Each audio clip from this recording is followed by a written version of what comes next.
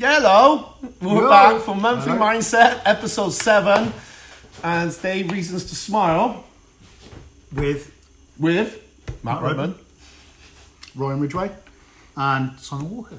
So 3 of us today. Yeah. Thanks for coming in, Ryan. Nice to meet you. No worries. Thank you for the invite. Appreciate it. What's that saying? Rose between two thorns? Is that the thing? Yeah, I think so. Yeah, definitely. I'm not going to argue with it. I think that was my keys. Sorry. That's all right. No worries. I'm really just pleased to see me. Very happy to have you here. It's good friend you already, is it? Do you want me to leave, guys? Come on. So today we got. We're going to talk about a few things. Men's mental health. Yep. It's been something we talked about, and you guys before you came in, you were talking about you're at 5%. Yeah. So first of all, please subscribe to any of ours so that you get notified about any videos coming up, and also share it because I'm sure this is going to help someone with stuff we're doing. So Ryan, you do men's first aid.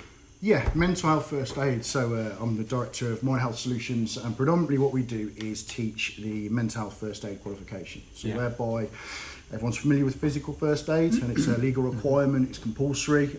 By the end of 2020, mental health first aid will also be that, because it's a different set of skills. If someone's suffering with stress, depression, anxiety, we need people who have got the skills to know how to apply that, early intervention, that support, and signpost the person appropriately to professionals, and that's what's lacking. So really passionate about that, because I've had my own journey of mental illness, so it's a privilege to be on that journey and try and give back, help others. I think that's what's about as well, really, isn't it? You kind of can appreciate men, women, whatever, children, when they're going through that. Yeah. And I've done this course as well. Oh yeah, so, I'm a mental health first aider as well, and I was saying to Ryan earlier, it's the best course I have ever done. Really? It's one of the most life-changing courses. It's great, fantastic. Really fantastic. And it should be life-changing. You should give you some life skills, and you want the delegates to come away and go, wow, I really get this now. Probably didn't at the start. I had an understanding of what I thought mental health was, but now I really get that I can go on to help support friends, family, people in the office, people in the business, whoever it might be, with supporting their mental health. So I mean, it's so it's been talked about a lot in media and social media, and I think people have been a bit more open to that. Do you feel as well? Definitely. Last couple of years, I think we've seen a real shift in the dial in how it's been presented and talked about. And I think celebrities have really helped with that. Yeah. People have come forward and gone, you know what, I've had my struggle. I'm not ashamed to talk about it. I'm quite comfortable talking about it. Whereas wind back 5, 10, 20 years when there were films like One Flew Over the Cuckoo's Nest, it was all about mental health was associated with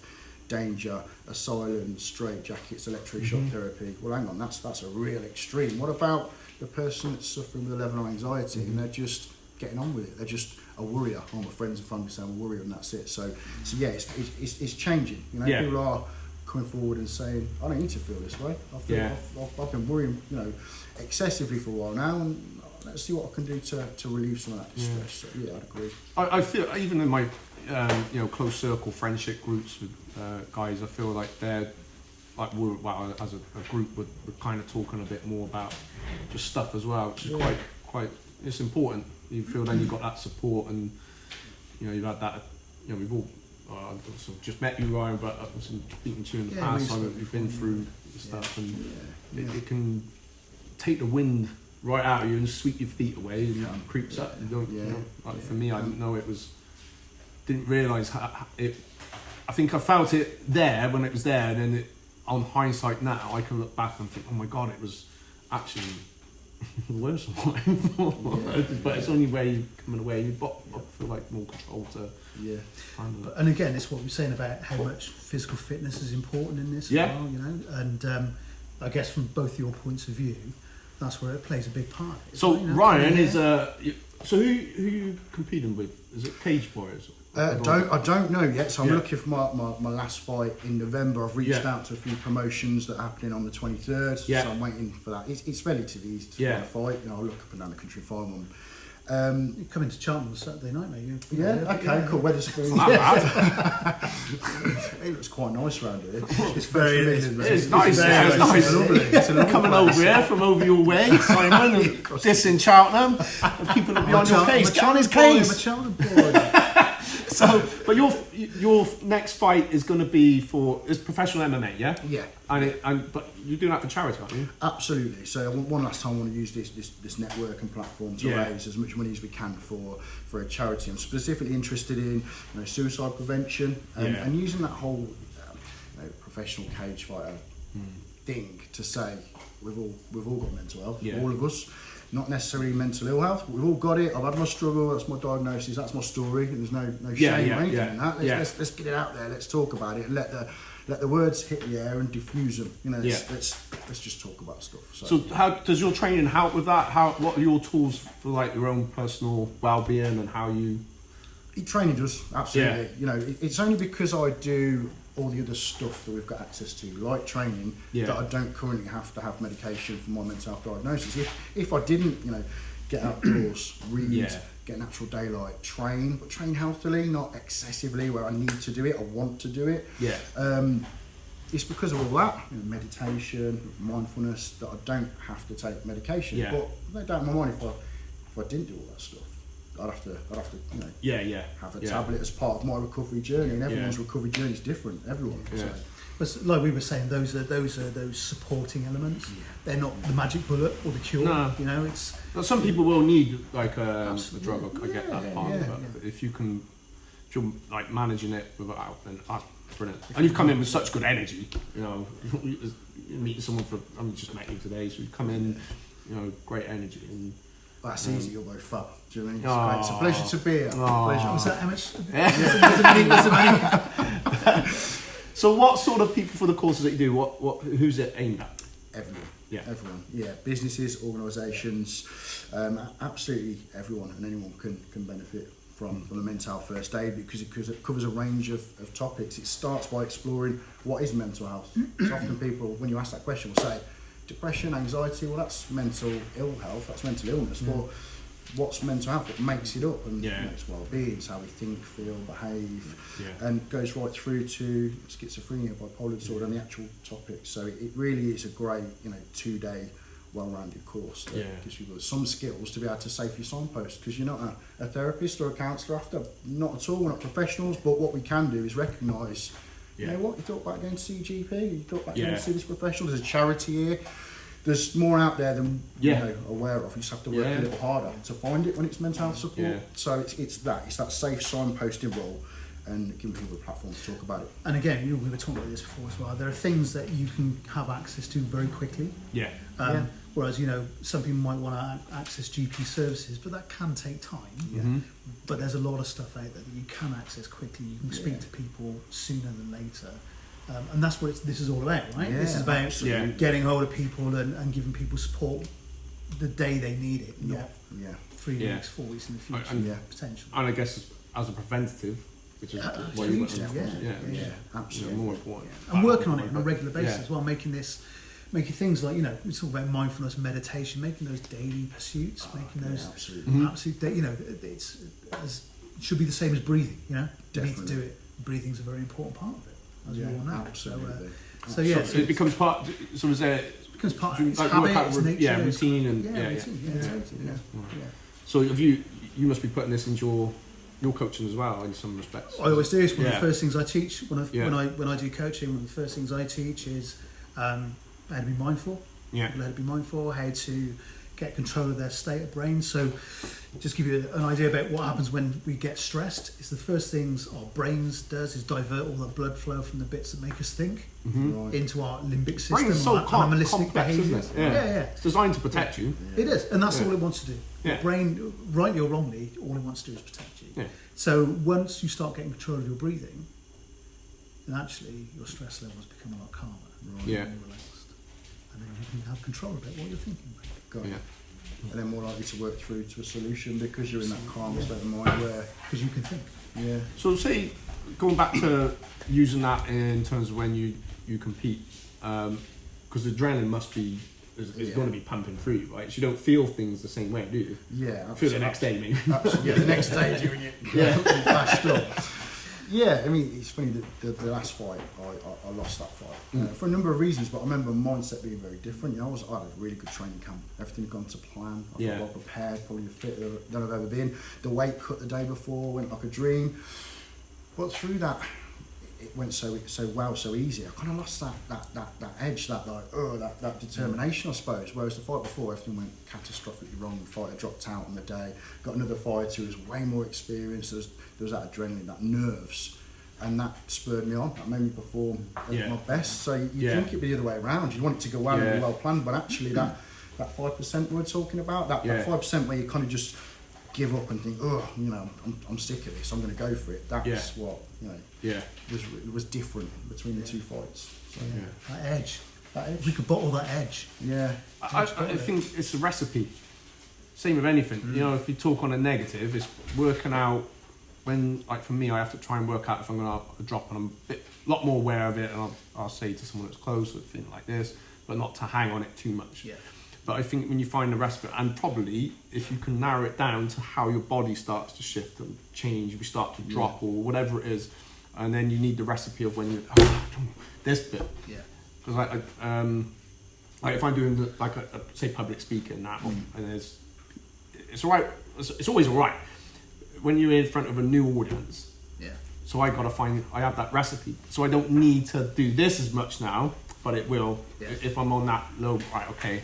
Yeah. So do it. You kind of do it, and in your head you do it, and it becomes a switch. So it's finding the recipe for you need to know the recipe for disaster, but you need the recipe for success, and then okay, I've got this bit, and then it's just find that switch to bring you out of it. Physical change as well. Yeah, physical change. Yeah. Motion leads to emotion. My instructor always used to say that. I don't know if that was an Anthony Robbins thing, but. How we move affects our emotions. So if we're in sloth mode, we're going to feel like a sloth, and it will probably affect something else that's going on here. I can't do it. Head, heart, hands. That's how I look at it. What's that one? Head, heart, hands. So how you think about something gives you the feeling, the emotion, and that emotion turns it into action. It's going to be. Oh. So if you're thinking positively, you're going to feel positive. It's not always possible to do that as well, though, and it is hard, because there are times that are going to knock you that are just totally outside of our control. But it's learning to deal with that and turning that into positive. But it's your mind that says, "I'm going to get up. I'm going to carry on." It is. It is. You've got to, but also you've got to deal with that. And you have to also, because I think sometimes I worry myself, like in how. Stuff I put out and talking, because it can seem, you're so positive. I have my moments, give me a break. Actually, it's not always a given, is it? Sometimes you'll wake up and be like, you know what, I'm not feeling this at all today. And I don't know why. Sometimes and I think no reason. It's understanding that those emotions you still have to go through. I say it's a bereavement, right? It's recognising it, isn't it? It's recognising it when you're in that state. But sometimes I think, say it's a bereavement, you have to go through that. You cannot skip out any of those negative emotions. It's like this curve, right? So it can be like this, or a relationship breakup. You got to go through that. And the bottom one is depression. You have to. You still got to go through it, because if you avoid it, it's now suppressed and it's going to come and bite you in the. It's a process, isn't it? It's a process you've got to go through. You might be able to suppress it for a while, but at some point you're going to start going through. Yeah, definitely. But I don't think. And it takes as long as it takes. Yeah, absolutely. See, that's where I disagree. I think you can force the time that it takes. I think you can go through that process once you know the processes and the stages. Yeah. You can go through those a lot quicker. Yeah. When you're aware of it, but it's being aware of it. But I mean, like, you can't force. What I get is, you can't force it upon someone. They have to go. They have to do it themselves. Yeah, exactly. You're absolutely right. Because I think I've been in that as well. I need to still go through this bit. Yeah. And it might be tomorrow you're all right, because I know when it's at the worst, or trying to pull out, it would I could wake up great on the day, and throughout that day I could go through a roller coaster of whatever. So but what it is, again, it takes long takes, because you're going to come out, and until eventually you start come out, it's just drop. So I think it's to understand that it's okay to have that bad day. It's okay, Do you know what I mean? It's okay to have a bad day. It's not okay to stay having a bad day when you can do something about it. Yeah. That's sometimes it's so hard to do something about it, isn't it? Sometimes there's those barriers to even start on that journey, looking at the mental health first aid. Just being able to pick up the phone and book a GP appointment. If you've come to that point where, I don't really know what's going on in here, I don't even know how I'm going to articulate it to a professional, but I'm going to pick the phone up and book an appointment. Just that stumbling block, it's such a difficult thing for people to overcome. It was for me when I was diagnosed with depression when I was 19, and just getting past the receptionist to book an appointment, and they were going to ask me, well, what you're booking your appointment for? Well, you know what, I'm not going to bother. Yeah. I'll wait. I'll push it back for a few days, weeks, or whatever. And that's the kind of thing that we're trying to solve here, isn't it? As well, getting the people to even pick that phone up and say, look, I don't know what it is, but I know I need to speak to someone. Yeah, definitely. So you guys talked about before you came down, so you were talking about that 5%. So what's the 5% for those watching? Well, what we were saying is that, Ryan and I were talking, I said Tiger Woods, for example, is an amazing golfer. And the amount of people who said, the game of golf is played 6 inches between your ears. Mm-hmm. It's all in here. Yeah. But he has a fantastic support network. But what makes him, what makes him the world's number one, or what makes him? Well, he just did a comeback, didn't he? I'm not a golfer. Didn't he? Yeah. But I think this is the same for any professional sports. Did he win the title? Yeah, he won. So who did he win it against? Some other golfers. Exactly, right? That's what the 5% is. Who came second? I don't remember. That's a good point, actually. You don't know who came second, do you? You don't know who it was against. Yeah, here you go. Who ran the first sub 4 minute mile? Roger Bannister. Oh yeah. Oh, okay. He made a great movie. Who was the second person to run it? Yeah, exactly. You never remember. No, point proven. Once he's already done. But, same with races and stuff. Yeah. But, it's sad. And sometimes on a race, say an athletic race, it's like that split second. Yeah. It's like seconds, isn't it? Yeah. There's almost nothing in it. Yeah. But actually, we don't remember. Oh, this person got really close. Yeah. They were only. Same in competing. If it's fighting, it was just that person was just fast on that punch kick, whatever. And they're still amazing. Even the person who came second. It's still fantastic. Top of their field. So how do you get that 5%? That's a huge question. How can you access that 5% can you all at answer the right time? Yeah, can we just answers on a postcard, right? Ideas. And then once we've got the answer, we'll capture it, we'll sell it. Write a book. That's it. We'll just do that. Accessing that 5% on the day as well. Aftershave, right? Yeah. But funny, I was saying, we were talking cage fighting, and we were talking about, I was talking about Conor McGregor. Mm-hmm. Right, so, I and he's a bit Marmite in MMA world, I think. But for me, there's something amazing about him in the fact that he doesn't just believe, but he knows he's won that fight. Have you seen the interview that Tony Robbins did with him? Yes, we were talking about this. It was really good. Yeah, it was really. You get to see that other. But he knows, part you don't hear about. He knows he has that 5%. Yeah. He taps into that 5%. So. And he just genuinely knows, right? Convince you. It's not that I'm going to convince you. I'm going to put on this bravado and tell you I'm going to win. You can believe it. Yeah. I hear what he says now. He says it and look at how, what his body language. He absolutely is looking past that fight. He runs into the octagon, jumps up on there, gives it all that before he's even. But even the stuff he's done outside of MMA. Yeah. He's taken that attitude to. He's a businessman. He is. Yeah. It's I'm going to win, or I'm going to be successful no matter what. Isn't it? That's the.